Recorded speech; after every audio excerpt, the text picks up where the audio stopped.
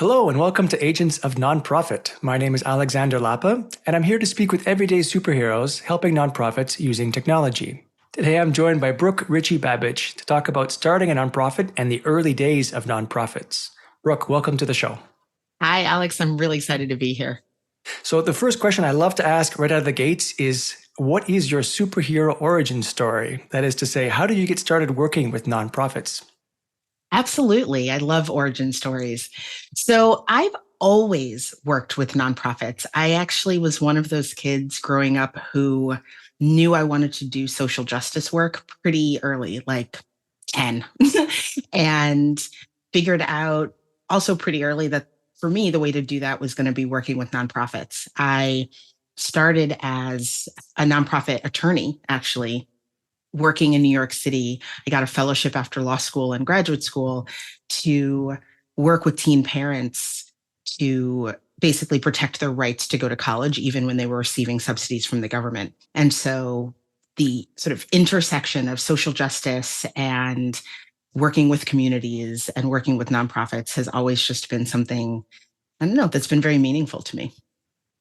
I hope you're not a lawyer at 10 years old. Oh, no.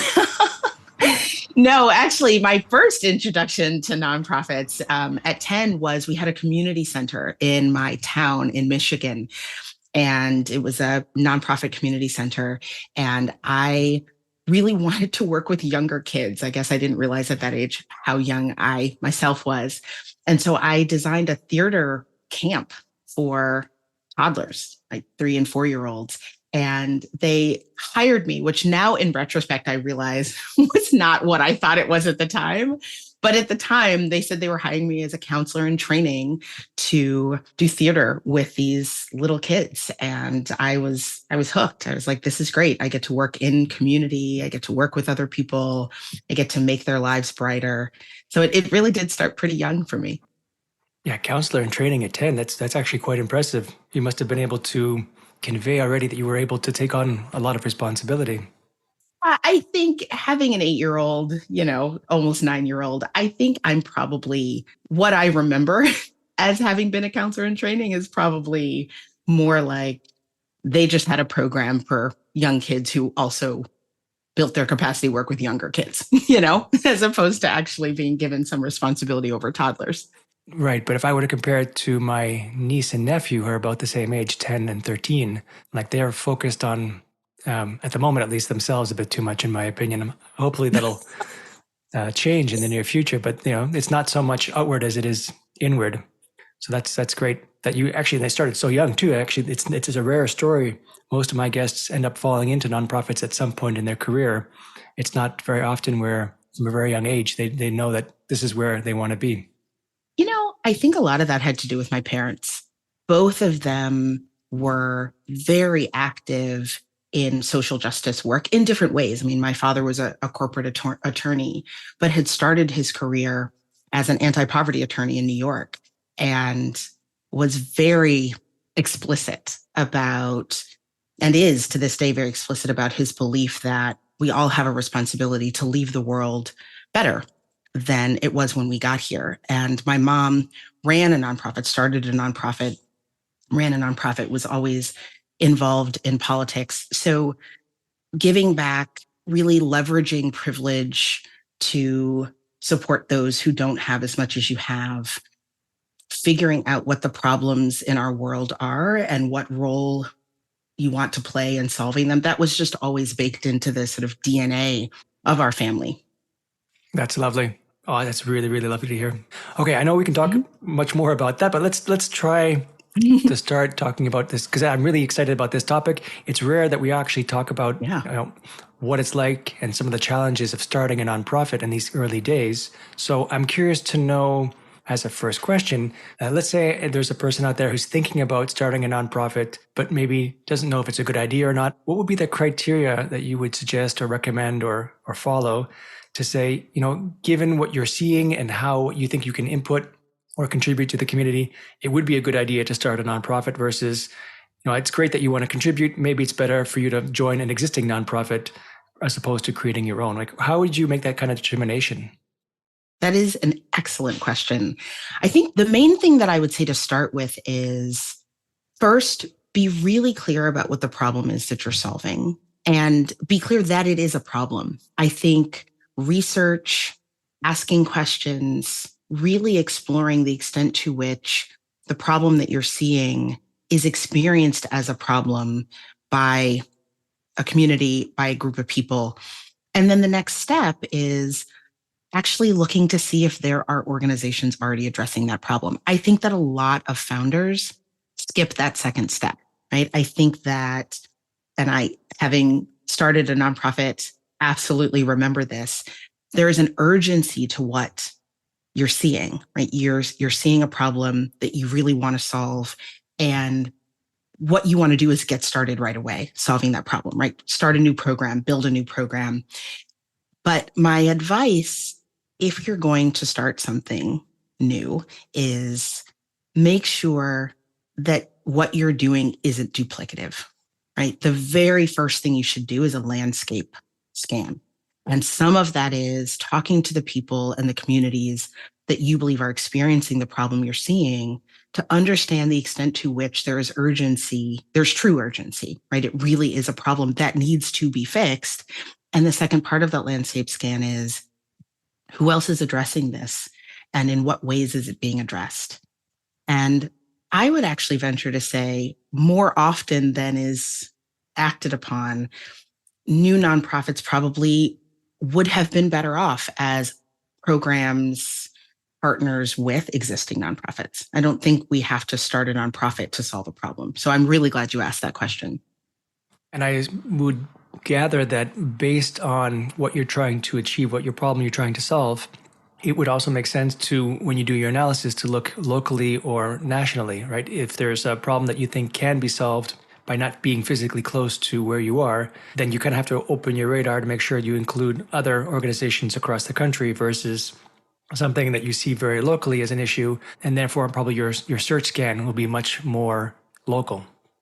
I think it depends on the scope and nature of the problem you're seeing. So, for example, if you live in a community where access to, say, clean parks, right, open space is a challenge, that could actually be a very local problem, right? You live in a place where that affects the people in your community and in surrounding communities. And people in other communities and other states and other parts of the country wouldn't necessarily experience that problem the same way. So in that instance, you'd want your landscape analysis to be deeper rather than broader, right? You'd really want it to focus locally. But if, by contrast, maybe the problem you're seeing is that people have a really hard time getting access to enriching after school programs, right? That actually could have to do with a federal law that needs to be changed or the way that the public school system in your entire state is set up. So I think the scope, the breadth of your landscape analysis should really be driven by the breadth of your problem.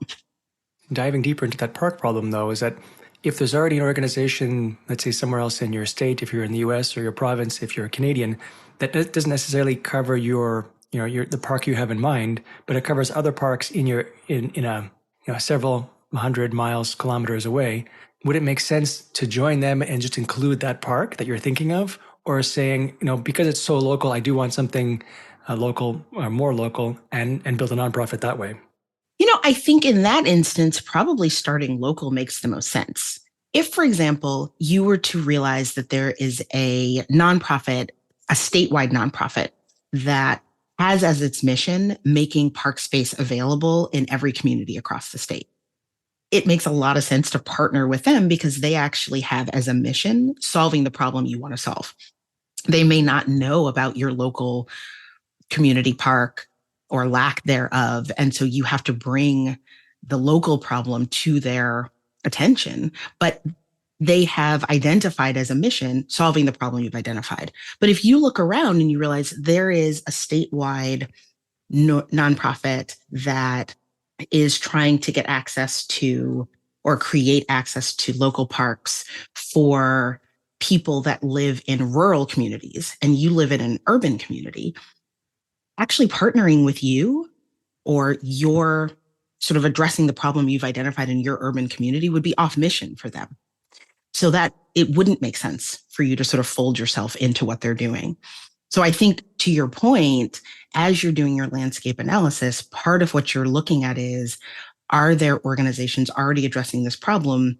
And honestly, are they doing it in the way that I believe it ought to be done? Right. So I think that has to do with the theory of change for the different nonprofits, right? What is their belief about how they're going to create change? And getting really clear, not just about the mission of the organizations that are doing similar work, but the theories of change of those organizations also. And, I think underlying your question is a really important point. And I think this is true whether we're talking about nonprofits or for-profits. There can be an instinct or a drive in founders. And again, I am speaking from a place of experience. When we have an idea, when we see a problem, when we feel a sense of urgency, we want to act on that. And there can be a bias against taking in information that suggests that perhaps we shouldn't do the thing we want to do. And so, I guess one thing I would add to this question of when is it a good idea to start a nonprofit, or how do you think about these early decision points, really just encouraging people to approach the landscape analysis, to approach the research from a stance of, is it really necessary that I start this organization? And being open to the possibility that the answer is no, and that there is a different way to do the work or to solve the problem that you've identified. That's a really good thread I want to pull on. But before I do, I wanted to jump ahead in asking another odd question. Have you ever seen a situation where you believe in your mission, you found your reason, you did your research, you didn't quite find someone in your landscape, so you start the nonprofit, only to find out, 6 months, maybe a year down the road, that there is actually an organization that you can either partner with or merge with to expand the possibilities of your mission. Is that something that you've seen often, in the sense of either merging, or I don't know what the proper word for nonprofits actually is, when you merging, join merging. forces? I was looking for some kind of more technical jargon, but joining forces to becoming stronger together. Have you seen those kind of situations where you do get folded in, and then this way your mission is even stronger? Absolutely. I think that happens way more often in the startup years of nonprofits than we hear about, right? We hear about the nonprofits that raise $10 million, or, that sort of have these huge national massive impacts. But most of my work is with organizations under $2 million or under $1 million. And many of those organizations are in those first 5 years. And it's a really top of mind question for them. Are there other organizations that we should merge with? Right? Would we be stronger together? Would we have more capacity?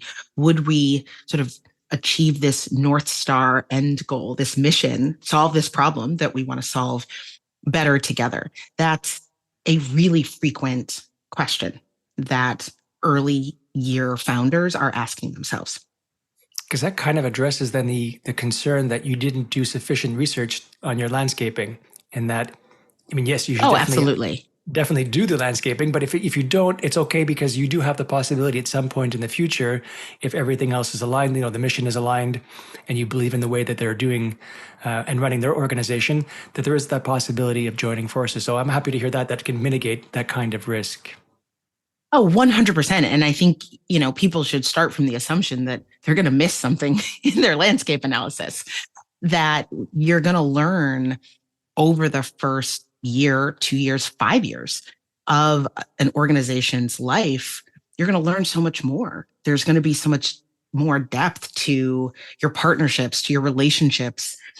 And as you learn, one of the, I think, unique challenges of being a founder in these first few years is what you do with that feedback loop, right? As you learn, as you take in more information about the impact you're having or not having, about the partnerships you're forming, about what else is happening in the world, as you learn more and become more of an expert, and your sort of fingers are out in your community more, what you do with that information is really important. And that feedback loop, the speed of the feedback loop and your responsiveness to it is really critical in those early years, right? Do you take that information and learn from it that what you're doing, there is a real need, that your theory of change is unique, and that what you're building is having a unique and important impact? Or are you learning, oh, actually, what we're doing is really important, and we should be in coalition with these other organizations, right? We should stay as a nonprofit, but join forces to create something bigger than the sum of our parts.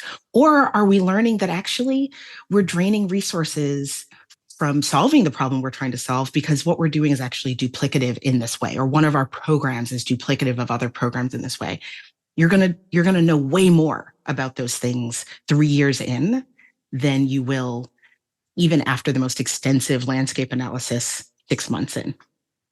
If you're paying attention to the feedback you're receiving, is there a tipping point where you're able to say that, like, you will process information, you will adjust, but I mean, you wouldn't want to necessarily, and maybe you can correct me if I'm wrong, pivot too much so that you've kind of changed your initial mission, right? Your mission is planting trees, for example. You get the feedback that it's not really working, that a better program would be, I'm going to make up a silly example, planting flowers instead of trees. And that kind of thing is more or less in the same direction, the North Star, as you mentioned, because you're planting things, you're doing the same kind of purpose, versus what they really want is so more better social services. That would require obviously a very heavy lift and pivot. But if that is the main feedback that this organization is getting for whatever reason, there must be some kind of, and I gave an extreme example, but there must be some kind of gray zone where it's uncertain whether you should take on this feedback and make adjustments to it, or say, ignore it completely because it doesn't align with what we're trying to achieve. Is there any kind of guidance that you can offer to know what feedback you should pay attention to and which ones you can ignore because it isn't aligned with what you're trying to achieve? You're asking such great questions. So I want to actually just address why I think it's a good question and then share some thoughts about the answer. So part of why I think that's such a good question is one of the challenges that a lot of the founders and early stage leaders that I work with have is this sense of almost instability that you're pointing to, right? You get so much feedback all the time, particularly in the early years. The feedback loop is really tight and quick. And that internal dialogue about at what point do I change if I'm getting feedback that what I'm doing doesn't work? There's an internal dialogue, particularly around fundraising. If it's tough to fundraise in the early years, which it can be, wait a minute, am I getting a signal that there really isn't community support for my issue or my work? Or do I need to sort of dig in, really lean in? I know that what I am doing is important, even if I haven't yet found a way to convince people of that, right? That internal sort of debate about how to process the information you're getting is, it definitely was for me, and it is for most of the founders that I talk to, fairly constant. And so the bad news, perhaps, is that I don't actually have sort of a tipping point that I can point to, right? When you get this type of information, do this. But if you don't get that kind of information, keep going. I wish I could say that. That would make it far easier, of a decision tree. What I will say is that the mission of the organization and the vision that you have for the kind of organization you want to build and the kind of change that you want to see in the world, spending time in the early months and year of starting a nonprofit to really clarify in your own mind as the founder, and ideally in the minds of sort of your startup crew, which will usually be your startup board, which I know you and I are going to talk about in a few minutes. The clarity of that mission and vision are really, really important. Right? What is the problem we're solving? And what is my belief? This is the mission. What is my belief about how the world will be better if we solve this problem? The clearer that is, the more of a lighthouse it can be when you are being tossed around by the waves of feedback, right? When you're sort of 2 years in or even a year in, and you have that one program partner who's like, I don't really get what you're doing, right? Or I don't like this program, or this didn't have the effect that you said it was going to have. Like there's so much feedback you're going to get. But if you can look ahead to the mission, that shouldn't change, right? The reason you're doing it, the problem you're trying to solve can help provide sort of, it can be like an anchor, right? So this feedback that I'm getting is suggesting that the way that I solve the mission might change. And this goes to your theory of change, right? So the mission and the theory of change are different. The mission is, what's the change that I want to bring about in the world? And how I do it may change, right? You mentioned planting trees versus planting flowers. Those are strategies for solving a particular problem. You don't want the feedback to allow you to change your mission, your understanding of the change, or your belief about the change you want to bring about in the world. I would call that the difference between tactics and mission. You can change your tactics, but your mission shouldn't change. Absolutely. Yep. Strategies and tactics change quite frequently, often in those first years, but your mission shouldn't change. And so to your question about what's the tipping point, I don't think there's a tipping point, but I do think if the mission serves as a lighthouse, as long as what you're changing are your strategies and tactics and refining your strategies and tactics, but your mission stays clear, then you're doing okay.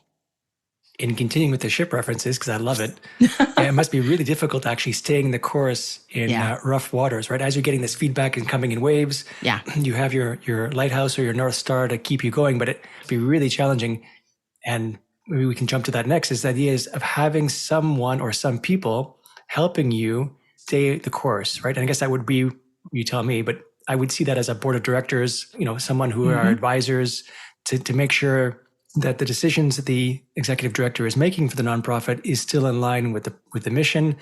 The tactics might change along the way, but those kinds of counsel, I think, could really guide the executive director. Is that usually what you would say as well?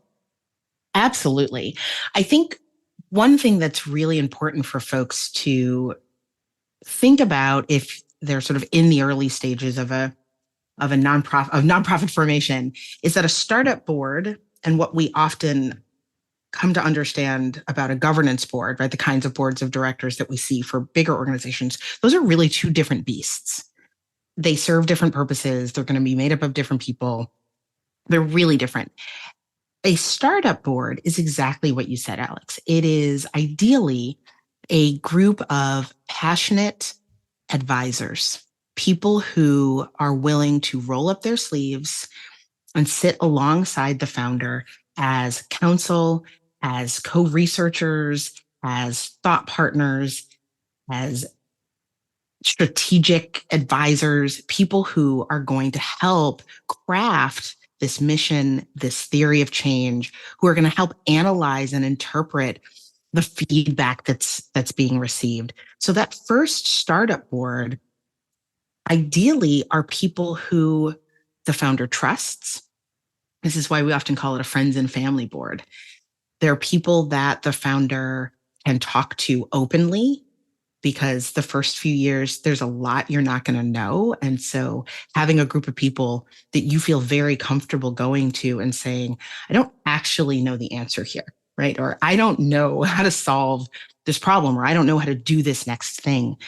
In later years, when you have a governance board, it can feel tricky to say that, because part of what the board looks to the executive director to do is execute on the mission, right? And it can be trickier or feel trickier to go to your board and say, I don't have a clue.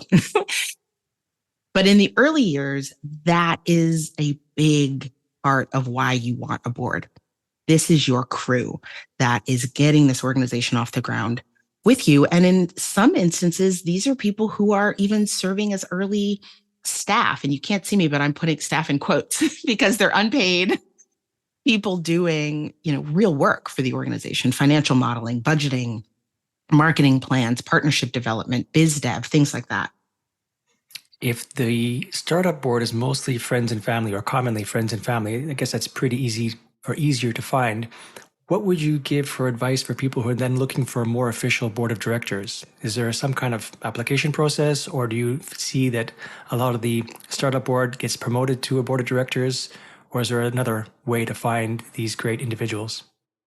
Yeah, I mean, I think that the transition from startup board to, you know, not a technical term, but grown up board or a governance board is hard. It can be really tricky.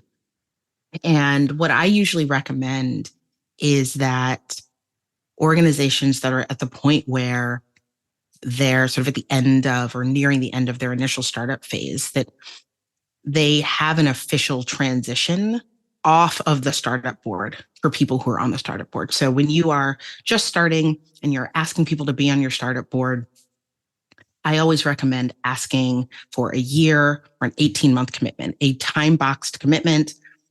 You're going to meet more frequently, typically, than you will with a governance board. So monthly or bi-monthly, and being really clear that you are being asked to, or you're asking these people to join sort of the crew to get the organization off the ground. And at the end of that year or 18 months, there will be an opportunity for them to opt out. And I think that that's important because very often the people who will sign up for that first project of creating the foundation for a nonprofit aren't necessarily the people who have a passion or pure affinity for the mission and the work, right? They're not necessarily people who would have signed up for the board, but for the fact that they care about you. And so, to your question about how do you find this next stage of board members, you're really looking for people who care about the mission as opposed to people who have an attachment to the founder. That is one of the markers of a grown-up board, that people are on the board because they are passionate about the mission and the work of the organization. And as the organization grows, these are people who may or may not have ever heard of the founder. They will get to know the founder. They'll get to know the executive director. They have to work very closely with the executive director, but they're not on the board because of the executive director. And so that shift happens much more easily if there's a clear line in the sand between a startup board and a grown-up board. You've reached the end of your commitment. I'm now going to start doing outreach for this next stage of the board. And now's your chance to say, I'd love to be in consideration for that. Or actually, this was amazing. I'm so glad I could help you. I'm gonna roll off now. In terms of finding the people, community research and networks are really, really important. I'd say that finding new board members is one of the perennial challenges of nonprofits, of growing nonprofits. But being willing to cultivate relationships with people in your sector, in your space, and definitely in your community, people that serve on other boards, business leaders, other nonprofit leaders, experts, educators, people at universities, et cetera, who have a deep love for your mission and what you're doing, those will be your best board members, particularly for your second stage, sort of right after your startup board. And when do you think is the appropriate moment? Is there like a timeline? Is it a maturity point when you shift from the startup board to the grown-up board, as you call it? Like, how would you know when is it time to shift those individuals and grow up, so to speak? I think there's sort of an art and a science. It's probably more tied to maturity than it is specific timeline. So organizations go through life phases in the same way that people do, right? And I do a lot of trainings around the sort of life phases of nonprofits. You have your startup, which is like infancy, childhood, toddlerhood. I would say that a good time to start thinking about sort of a second stage startup board or an early governance board, right? That first version of your grown up board is when the organization has enough of an institutional framework that it can stand on its own 2 feet without the founder, right? It's not being fully propped up by the founder. It has some outside funding.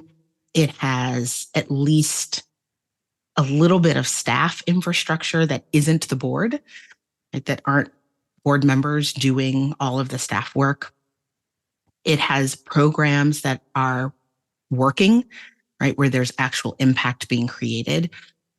And the executive director at that point can really turn to the board less as sort of all hands on deck volunteers and doing the work, and more as advisors, as thought partners.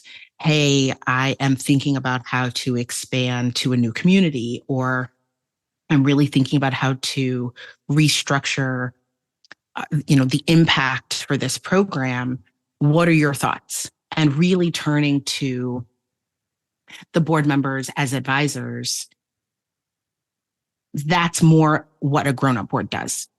And a startup board is going to be much more doing the actual work. So when an organization reaches the point where the executive director can really benefit from board members who are advisors, not co-workers, I think that's when you start to think about, okay, now we're ready to bring on new people.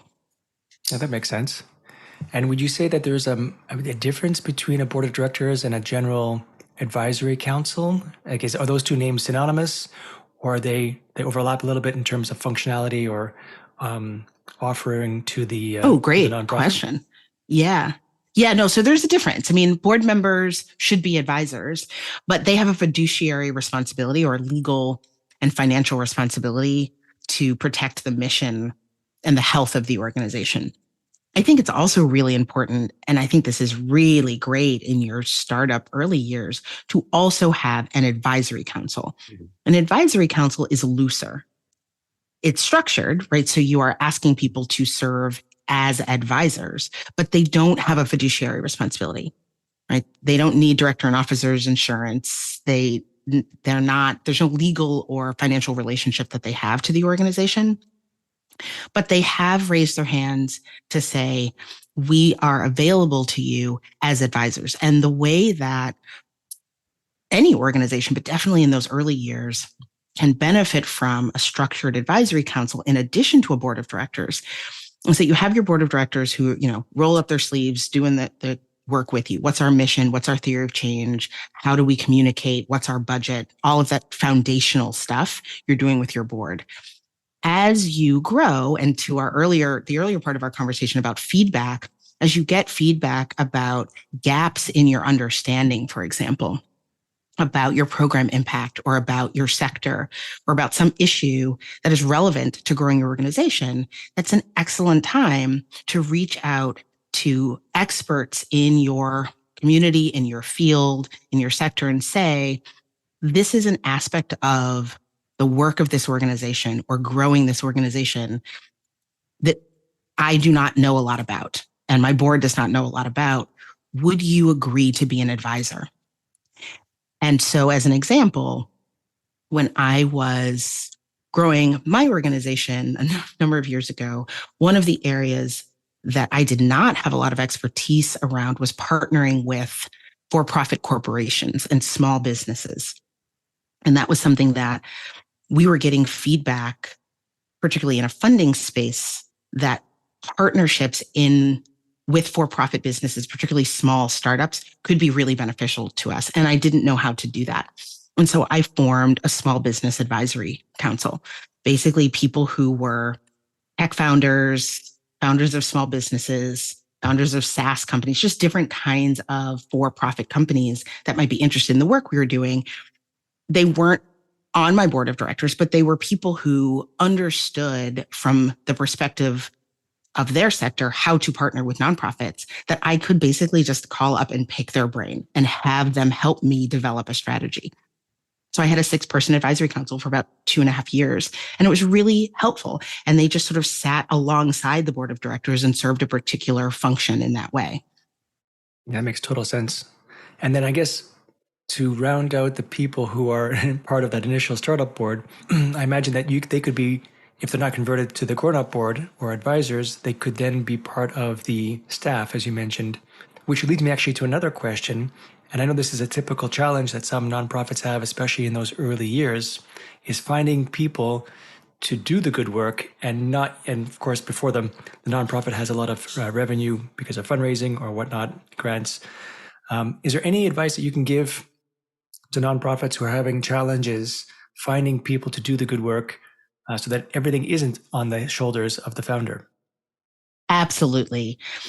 The first thing that I would say there is splitting the work of the organization into responsibilities instead of roles can be really freeing for founders, particularly in the early years of staffing up. And what I mean by that is most of the places I have ever worked have had job titles, right? Roles. So there is a director of development, there is a director of operations, there's a communications manager. Those are roles. And within those roles, everybody has, those people have responsibilities, things that they have to get done. What can be difficult in the early years when you don't have a lot of money as an organization is it can be really hard to have the funding you need to pay an entire role, right? An entire director of programs or an entire communications manager. And so founders can feel stuck, right? How am I going to hire for the roles that I need? What I have found to be really freeing for folks is actually, particularly in those early years, to do what's called responsibility mapping, which is basically just a brain dump of all of the work that needs to get done. Social media posting, partnership development, program execution, entering financials into QuickBooks, right? Everything that needs to get done. And then rather than grouping them into roles that you have to fund as, say, full-time or part-time staff people, identifying groupings of responsibilities that can be handed to different, more sort of creative constellations of people. So, for example, virtual assistants are huge right now in every sector, but in the nonprofit sector. So are there people that you can hire that you do not have to pay to come into your office to do all types of data entry? So you may not have had a role that you would pay, a staff person called data entry, but you can actually sort of pick and choose all of the responsibilities in your responsibility map that have to do with online data entry, whether it's financials, evaluation data, entering the names of people who have donated into, your CRM. All of that data entry could go to a VA. Another way that organizations are using this responsibility mapping is fractional support. So fractional support basically means you have a person like a fractional development person or a fractional CFO, chief financial officer. Rather than paying for that person, that full-time person or part-time staff person on your staff, you pay them for the hours that you need. And it's actual director level work, right? You have vChief is an organization, company that's doing this with virtual chiefs of staff. So these are people who are functioning at a director level, but they're spreading their hours across 3 or 4 different nonprofits. That's the fractional part. So that you're really only paying for the hours and the work that you need across a month. It might be 60 hours across a month, whereas you'd have to pay all of the full-time and all of the benefits for a full-time director of development. Fractional work is a really great way to take some of the responsibilities in your responsibility map and hand them to somebody that you can pay just for those responsibilities, not for the whole role. And then the third recommendation I have, looking at the responsibility map, is partnerships. One of the most powerful partnerships that I've ever seen is with local colleges and universities. So developing something like a fellowship program or an externship program with local graduate schools can be a really cost-efficient way to get high-level support without having to pay for sort of, again, a full-time staff person. So thinking really creatively about how to bring people onto the team in a constellation that will allow you to get the work done, right? To fulfill the responsibilities, but not holding yourself to this idea of having to have an org chart with staff people that you're building from day one. That will happen in time. Yeah, I keep on hearing this new name for part-time people, and they call it fractional, which definitely sounds better than part-time. But It's yeah, everywhere now. Yeah, it is I know. everywhere. Fractional CTO I see very often for chief technology officer, and that makes total sense. I mean, Yep. pay for what you're using, whatever label they call it today. It makes sense. Yeah, and I think one thing that I want to highlight is the fractional CTO or a fractional development director, these are really high level people. So as opposed to getting, say, a technology consultant, having a fractional CTO would be like having a chief technology officer, somebody that owns workflows, that has a level of expertise and insight into your technology needs. That's expensive, right? If you were to hire a CTO. And so one thing that I think is interesting about the fractional sort of movement that is not the same as hiring just a development consultant or a technology consultant is that you really should think about it like having a director level person on your team, right? A manager, director, chief, whatever you would call it, but without having to pay for the whole role. It makes total sense. I mean, it's all about leverage. I'm also curious to know, you didn't mention AI, which of course is now a recent and popular growing Oh, wow. field. Yeah. And I'd like to jump into there as we start talking a bit more about tech, about what kind of tech you recommend for a I have nonprofit to so start many using. thoughts about that. Yeah. And I mean, I'm sure we could have a full conversation in itself, but is that something that you would start recommending to say, instead of hiring, a blog writer or a grant manager or certain roles, there are ways to leverage AI to do at least the groundwork for you, maybe 80% of it, and then just have someone, one person perhaps, modifying the responses that you get from AI to fulfill that role. So you have one person fulfilling multiple roles because they're taking advantage of the AI tools that are currently available.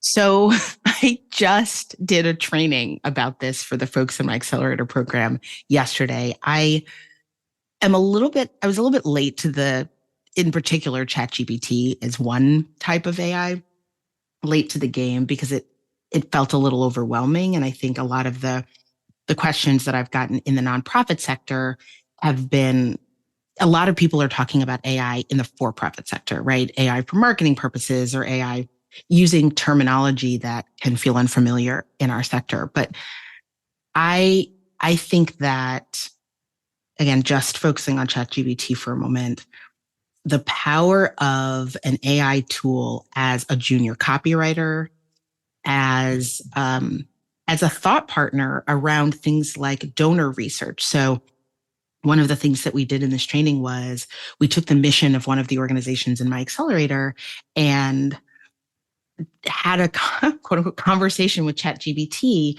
exploring who some donor sort of avatars or donor profiles, what kinds of people might want to give to that organization. And then for each of the donor avatars that ChatGPT shared, what would be an email that you could craft to that donor that would explain our mission in a compelling and clear way. So you're not going to be able to sort of cut and paste what ChatGPT says. But if you are in these early years where you don't have a copywriter on staff, where you don't have a grant writer on staff, where you don't have a content producer or social media poster, having ChatGPT say, here are 4 social media posts that describe your program in a compelling, fun way for these 2 audiences. That's an hour's worth of work done in about 45 seconds. And so in that startup phase, when you don't have a team, absolutely using AI, using other types of tools, which we can talk about, to automate, to take some of the thought work off your plate is critical to leveraging your time the right way. Let's jump more into tech now, because we can't have a podcast without tech. Aside from Right. ChatGPT, which I totally agree, I think it's all about leverage. It's all about being able to produce things, at least to your point, a junior resource would be able to produce and then work from there to amplify your ability to scale. So aside from AI, if we look at more traditional tools, is there usually a typical list that you recommend, apps, tools, whatnot, to a nonprofit? At least maybe maybe an order to these things. Like first you should get this, then you should get that. What would be let's say, top 5 tools that you would recommend? Absolutely. So I think First, top of the list, you need a really good email provider. I really like ConvertKit. A lot of nonprofits like MailChimp. I would go with one of those two. And the reason that the email provider is so critical is because communicating with supporters and donors via email is going to be the sort of meat and potatoes of how you let them know what you're doing, cultivate them, spark their passion, fuel their passion, et cetera. So you have to have an email service provider that is easy to use and does automation really well. So that's the second thing that I would say is Zapier. Definitely high on the list. The interface can be really confusing. I really suggest, recommend to people don't be put off by the fact that Zapier has not done a great job, I think, with the UI, but as a tool to support automation in your work, it's right there at the top of the list. So doing things like connecting your donor database, and that would be the third tool, which is having a really, really good donor database. I'm a big fan of Bloomerang. Having your donor database connected to your email service provider so that when you get a new donation, they automatically get a sequence of welcome emails from your organization that nurtures them and sends them videos. Setting that up in advance on, say, a Tuesday and having that run for the next 5 months means that's a whole workflow that you do not have to do. So those are the first three that I would say: email service provider, Zapier, donor, CRM. I also recommend something like Airtable. I'm a big fan of Airtable for general operations, a really robust data compiling and organization tool. I work with a lot of organizations that also like Notion. I don't know Notion very well, but I'm a huge fan of Airtable because you can actually sort of tag and organize data in ways that make it shareable, that make it that where the tool is doing some of the thinking with you and analysis with you around what the data should be saying, just in terms of how you're organizing and maintaining data. So a data compiling and organizing tool is really important. And then, I think in the early years, something like a Canva or a Venngage, some design tool that makes it, I like Veed, VEED.io for videos, tools that make it super, super simple to create compelling visuals and media to share. I am not saying that you should invest huge amounts of time in social media in ways that are not strategic, but imagery and video are really powerful ways to tell the story of what you're doing, particularly before you have a lot of behind the scenes data, in your early years. And so tools that allow you to create compelling visuals and video are also really great to have in those early years. That's a great list. And I could add to it, Zapier does work quite well, but it is actually not so It cost works effective. wonderfully. Yeah, the price tag though is a bit yeah. high. The competitor to it that I use actually is make.com.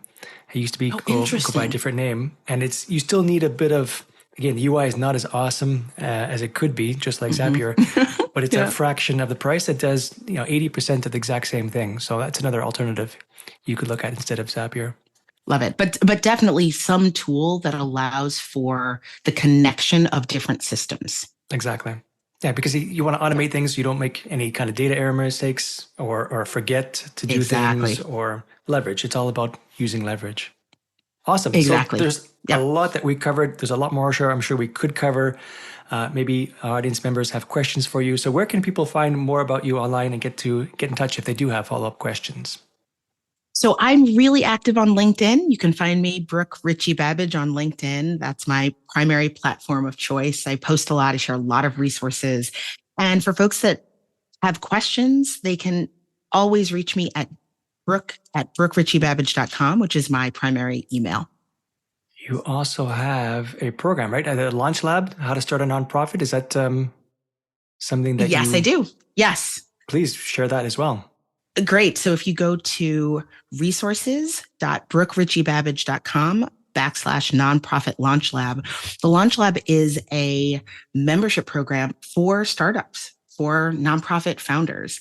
And it includes a really extensive startup curriculum where I walk through how do you form your nonprofit? How do you build your base of supporters? How do you build a board? What should you do in your board meetings? All of that stuff, plus monthly coaching and 24/7 access to asynchronous coaching support via Slack. So it's a really great program. Awesome. Make sure to put all the links in the show notes below. Brooke, this has been awesome. Wonderful. Thank you so much for joining me today. It was really great talking to you. I always love talking to you, Alex. Have a great day. Thank you. All right, that's it for today. I'm Alexander Lapa, and I hope you join me again in the next Agents of Nonprofit.